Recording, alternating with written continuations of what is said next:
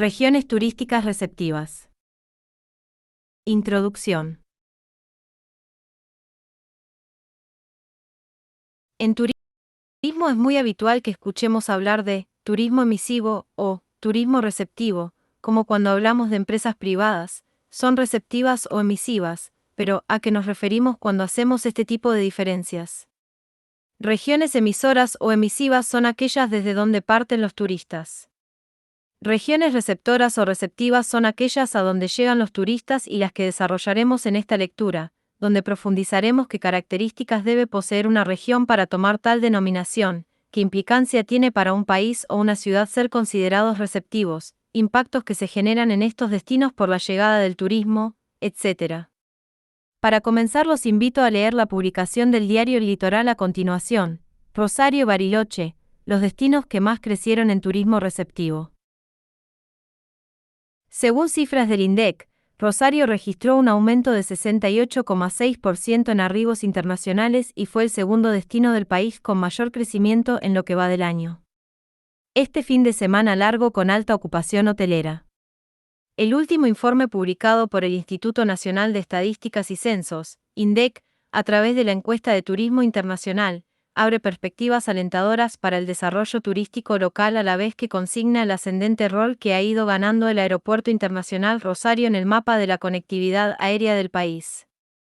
Los datos para el mes de agosto indican que Rosario recibió 3.000 pasajeros internacionales, con un crecimiento del 54,4% con respecto al mismo mes del año pasado. Además, en el acumulado de enero a agosto se registraron 20.300 llegadas, número que posiciona a Rosario como la segunda ciudad que más creció en turismo receptivo en lo que va del año, con un 68,8% de crecimiento interanual, solo por debajo de Bariloche. La amplia conectividad aérea de la ciudad, que hoy ofrece vuelos a Brasil, Chile, Panamá y Perú, fue un factor clave para este incremento. Vale destacar que en los últimos meses el Aeropuerto Internacional Rosario ha sumado vuelos directos a ciudades de Brasil como Recife y Porto Alegre, vía la Aerolínea Azul, y a Río de Janeiro con vuelo y próximamente con aerolíneas argentinas. Todos los días trabajamos para que cada vez más turistas visiten la ciudad, para que disfruten de nuestro río, nuestros parques, la oferta cultural, gastronómica y deportiva que tiene Rosario. Somos una ciudad que cada vez busca más desafíos, y que tantos extranjeros nos elijan nos da más impulso para seguir fomentando el turismo, destacó la intendenta Mónica Fein. El turismo no solo nos potencia como ciudad, sino que da trabajo a muchísimas familias, genera recursos y permite que la actividad económica se sostenga. Este fin de semana largo tendremos una altísima ocupación hotelera, por lo que esperamos que todos aquellos que nos visitan puedan irse enamorados de Rosario, como lo estamos cada uno de los que vivimos aquí, finalizó la mandataria rosarina. La cercanía. Otro elemento a mencionar es la cercanía. La mayoría de los vuelos internacionales que operan con la ciudad tienen entre 2 y 3 horas de duración, haciendo de Rosario un destino de rápido acceso. La depreciación del peso en relación al dólar también ha favorecido el arribo de turistas del exterior, ubicando a la Argentina como un destino accesible y con un cambio más favorable para la moneda extranjera. En el mes de agosto arribaron al país 227.400 turistas, reflejando un aumento de 7,4% con respecto al mismo mes de 2017. La variada oferta cultural, gastronómica y de naturaleza funcionan como complemento ideal para que los turistas extranjeros elijan la ciudad para vacacionar, conocer y aprovechar como puerta de ingreso al país. Sobre este último punto vale mencionar que Rosario firmó en la pasada Feria Internacional de Turismo, realizada en Buenos Aires, un convenio con las ciudades de Bariloche, Iguazú y la provincia de Salta. Este acuerdo de colaboración tiene como objetivo desarrollar estrategias de promoción conjunta en el exterior para posicionar a Rosario como puerta de entrada a la Argentina y como hub, centro de conexión, que vincula con vuelos a estos 3 reconocidos destinos turísticos nacionales. Muchos turistas, ventas débiles. 1 millón de personas se desplazaron por el país durante este fin de semana largo. Es 2,6% más que el año pasado, pero con estadías más cortas, destinos más cercanos y desembolsos muy moderados, según la Confederación Argentina de la Mediana Empresa, CAME. Con una estadía media de 2,5 días, levemente menor a los 2,8 días promedio de estadía del año pasado. Los turistas gastaron en forma directa 2.375 millones de pesos, con un promedio por jornada y por turista de 950 pesos, 23,4% superior al mismo feriado 2017, precisó la entidad. Según el relevamiento realizado por CAME en 40 ciudades turísticas, las ventas de bienes y servicios asociadas al movimiento de este sector cayeron 4,53% frente al mismo fin de semana de 2017. Los destinos más elegidos el fin de semana fueron la costa atlántica, Córdoba, Bariloche, Entre Ríos, Mendoza, Misiones, Salta, y el interior de la provincia de Buenos Aires, que promocionó interesantes festejos. Con un movimiento de turistas similar al año pasado, Valle de Punilla, Carlos Paz y La Falda se destacaron como las zonas más concurridas en Córdoba, mientras que en Santa Fe hubo altos niveles de ocupación en localidades como Román, San Javier, Helvecia, Santa Rosa de Calchines, Sauce Viejo. En Mendoza los niveles de ocupación se aproximaron a 90% en el Gran Mendoza, 80% en Valle de Uco y Alta Montaña y 85% en Malargüe. En San Juan hubo mucha circulación de turistas y excursionistas, como dificultades en algunas ciudades para conseguir alojamiento. En San Luis, Potrero de los Funes tuvo un movimiento inferior al año pasado, y Merlo, con buena concurrencia. En Jujuy, el movimiento se presentó con una ocupación turística media, con picos altos el domingo, y en Salta los niveles de ocupación que rondaron el 90% en la capital y mucho movimiento turístico en el interior de la provincia.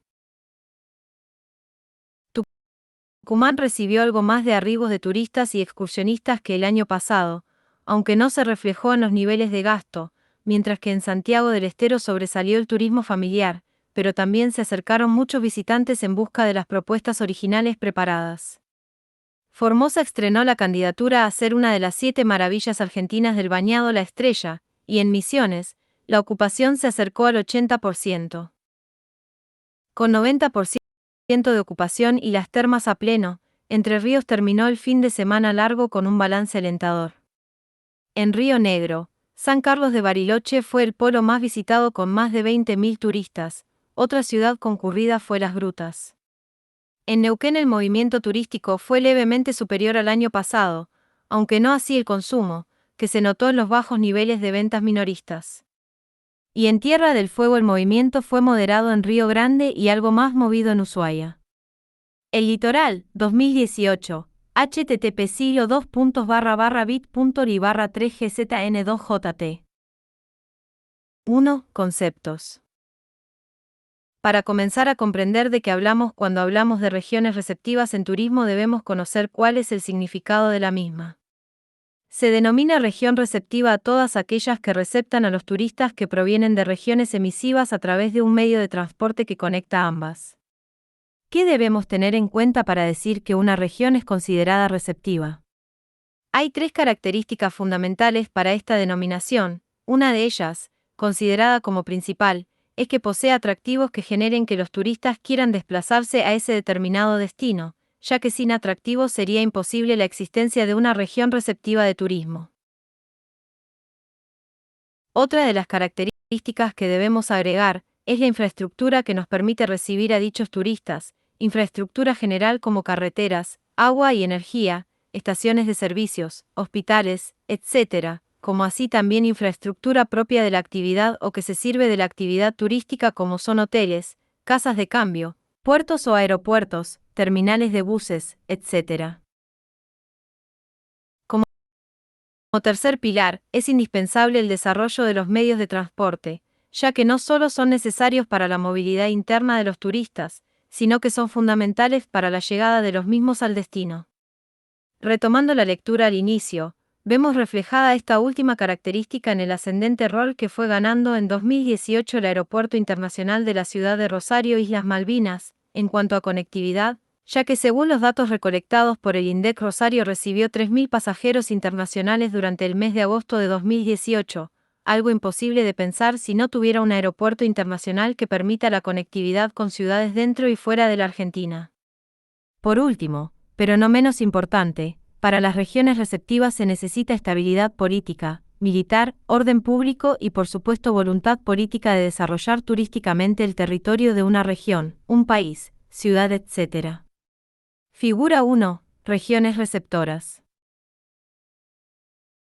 Fuente: adaptación propia con base en Barrado, de Ay-Calawi, J. 2001, p. 22.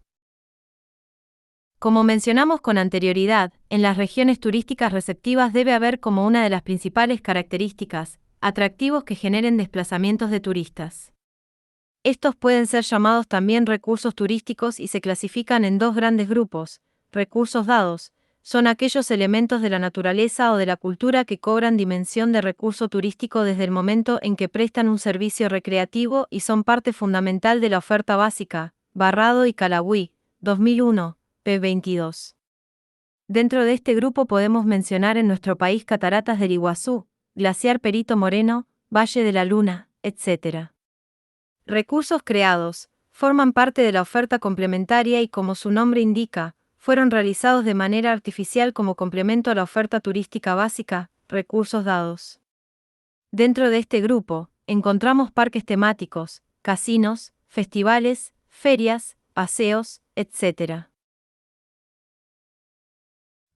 Podemos ver en el párrafo a continuación extraído de la lectura que compartimos al principio, como la intendenta de Rosario hace hincapié en los atractivos dados y creados que la ciudad posee para lograr captar la atención de los lectores y generar que el turismo llegue se vea motivado a viajar hacia este destino.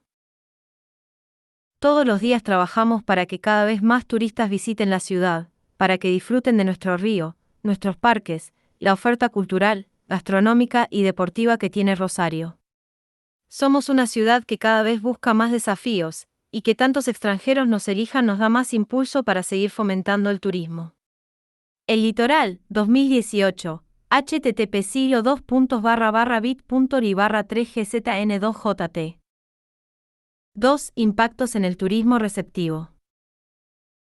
Hasta ahora hemos mencionado el concepto de región receptiva, las características de las mismas y los diferentes recursos que se convierten en atractivos, pero no podemos dejar de considerar que toda actividad tiene un impacto, entendido como la relación costo/beneficio que se genera, y el turismo no es la excepción.